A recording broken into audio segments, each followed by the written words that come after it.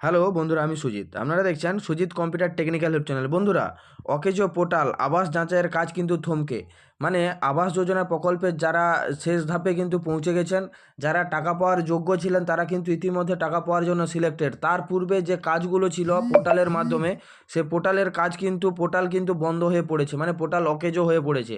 সরকারিভাবে কিন্তু তা আপডেট আসছে। আমি যে আপডেটটা আজ আমি আপনাদেরকে দিচ্ছি সেটা কিন্তু আনন্দবাজার পত্রিকা থেকে কিন্তু গৃহীত হয়েছে, মানে আনন্দবাজার পত্রিকা থেকে কিন্তু আমি নিয়েছি। কোথাও ফেক নিউজ দিচ্ছি না, যেটা সত্যি আপডেট রয়েছে সেটাই কিন্তু আমি আপনাদেরকে দেখাতে চলেছি।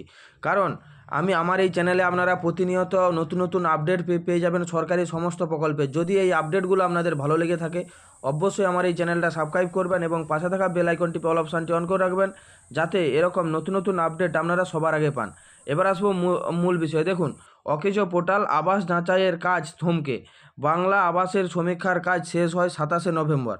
ওই দিন থেকেই ত্রিস্তর পঞ্চায়েতের যোগ্য বা অযোগ্যদের তালিকা ঝোলানো হয়। সেই তালিকায় আরও অযোগ্য থাকলে বা যোগ্য কেউ বাদ গেল কিনা তা নিয়ে 4 থেকে 5ই ডিসেম্বর গ্রামসভা ডেকে প্রকৃত যোগ্যদের অনুমোদন করা হয়। দেখুন বন্ধুরা, মোটামুটি এই কাজটা কিন্তু সম্পন্ন হয়েছে। 4-5 তারিখের মধ্যে যে যোগ্য লিস্টটা তৈরি করা সেটা কিন্তু কমপ্লিট হয়ে গেছে। তারপরে যে আপডেটটা ছিল সেটার জন্য কিন্তু বন্ধ রয়েছে কাজ, পোর্টাল গন্ডগোল থাকার কারণে। কি কি কাজ তারপরে রয়েছে দেখুন, পুরো ডিটেলসে কিন্তু আমি আপনাদের সঙ্গে শেয়ার করতে চলেছি। এখানে কি বলেছে, রাজ্যের পঞ্চায়েত ও গ্রামোন্নয়ন দপ্তরে নির্দিষ্ট পোর্টালটি কাজ করছে না বলে অভিযোগ। ফলে বাংলার আবাস যোজনা উপভোক্তাদের রেজিস্ট্রেশন বা আধার ভিত্তিক যাচাইকরণ বন্ধ।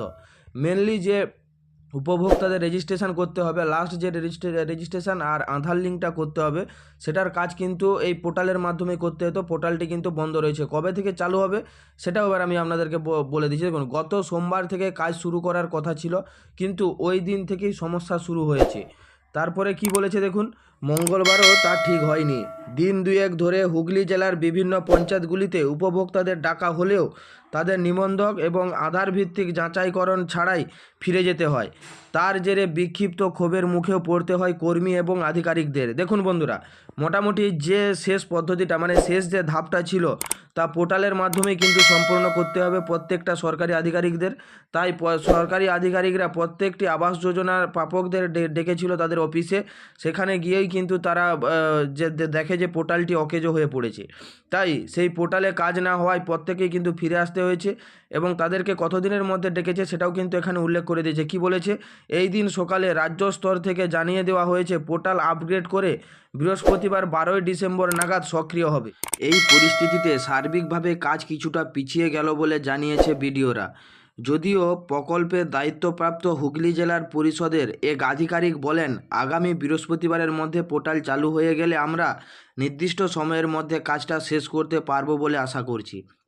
দেখুন, সরকারের তরফ থেকে কিন্তু এখানে একটা কথা বলেই দিয়েছে যে যে পোর্টালটার সমস্যা হচ্ছে সেটা কিন্তু 12ই ডিসেম্বরের মধ্যে কিন্তু তা কমপ্লিট করে ফেলবে এবং 12ই ডিসেম্বরের পর থেকে মোটামুটি 12ই ডিসেম্বরের পর থেকে 20 ডিসেম্বরের মধ্যেই কিন্তু সম্পূর্ণ কাজগুলো আপডেট করে ফেলবে। এখানে কিন্তু 12 থেকে 14 বলে দিয়েছে, সেটা কিন্তু এখানে বলে দিয়েছে। আমরা আশা করছি যে 20 ডিসেম্বরের মধ্যে এই কাজগুলো কমপ্লিট হয়ে গেলে মোটামুটি 30শে ডিসেম্বরের মধ্যেই আপনারা কিন্তু মানে এই বছরের শেষের মধ্যে কিন্তু টাকাটি পেয়ে যাবেন। কি বলেছে দেখুন এরপরে, যে আগামী বৃহস্পতিবারের মধ্যে পোর্টাল চালু হয়ে গেলে আমরা নির্দিষ্ট সময়ের মধ্যে কাজটা শেষ করতে পারবো বলে আশা করছি। সেই মতে বিশেষ ব্যবস্থা নিয়ে রাখতে বলা হয়েছে ব্লকগুলিতে। তিনি জানান, সরকারি নির্ঘণ্ট অনুযায়ী 12ই ডিসেম্বর থেকে 14ই ডিসেম্বর মধ্যে আবাসের অনুমোদিত যোগ্য উপভোক্তাদের রেজিস্ট্রেশন বা আধার ভিত্তিক তথ্য যাচাইকরণের কাজ করতে হবে। দেখুন বন্ধুরা, এখানে অনেকেই বুঝতে পারছেন না যে আধার ভিত্তিক যাচাইকরণটা কেন করছে বা এর করার কারণটা কি। আমাদের তো সমস্ত কিছু ঠিক রয়েছে। দেখুন বন্ধুরা, এখানে বলি আধার ভিত্তিক যাচাইকরণ করার কথার অর্থ হচ্ছে আপনার আধার দ্বারা সম্পূর্ণ আপডেট করে নেওয়া। আপনার যে অ্যাকাউন্টে টাকাটা ছাড়বে সেই টাকাটা ভুলবশত অন্য কোনো অ্যাকাউন্টে যেন না যায়। সরকারিভাবে কিন্তু এটাই আপডেট করে নিচ্ছে, যাতে এই প্রতারণামূলক কোনো চক্রে আপনারা জড়িত না হতে পারেন। তাই সরকার যাতে যে প্রকৃত প্রাপক তার অ্যাকাউন্টে যাতে টাকাটা ঢুকে সেটার ব্যবস্থাই কিন্তু করছে।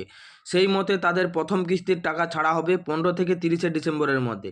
মানে বুঝতেই পারছেন, 15 থেকে 30শে ডিসেম্বরের মধ্যেই কিন্তু আপনারা আপনাদের টাকা কিন্তু পেতে চলেছেন। মানে এই বছরের শেষ বা ডিসেম্বরের শেষ এর মধ্যেই কিন্তু আপনারা প্রথম কিস্তি 60,000 টাকা পেতে চলেছেন। তারপরে কি বলেছে, বাংলার আবাসের সমীক্ষার কাজ শেষ হয় 17ই নভেম্বর। ওই দিন থেকেই 30 স্তর পঞ্চায়েতের যোগ্য এবং অযোগ্যদের তালিকা ঝোলানো হয়।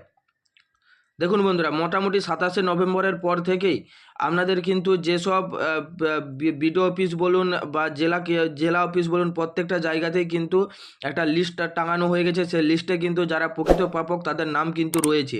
সেই তালিকায় আরও যোগ্য থাকলে বা যোগ্য কেউ বাদ গেল কি না তা নিয়ে 4-5 ডিসেম্বরে গ্রামসভা ডেকে প্রকৃত যোগ্যদের অনুমোদন করা হয়।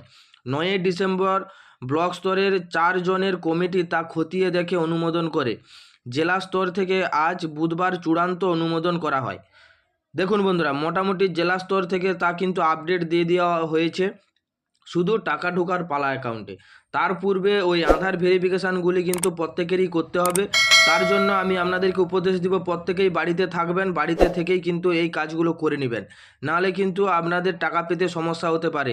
এই কদিন যাদের নাম রয়েছে তারা অবশ্যই বাড়িতে উপস্থিত থাকবেন, কারণ সরকারি আধিকারিকরা বাড়ি বাড়ি কিন্তু যাচ্ছে, সেখানে গিয়ে কিন্তু এই সমস্ত কাজগুলো কমপ্লিট করছে। হ্যাঁ বন্ধুরা, যদি আমার এই আপডেটগুলো আপনাদের ভালো লেগে থাকে অবশ্যই আমার এই চ্যানেলটা সাবস্ক্রাইব করবেন এবং পাশে থাকা বেল আইকনটি অল অপশানটি অন করে রাখবেন, যাতে এরকম নতুন নতুন আপডেট আপনারা সবার আগে পান। থ্যাংক ইউ বন্ধুরা, ধন্যবাদ।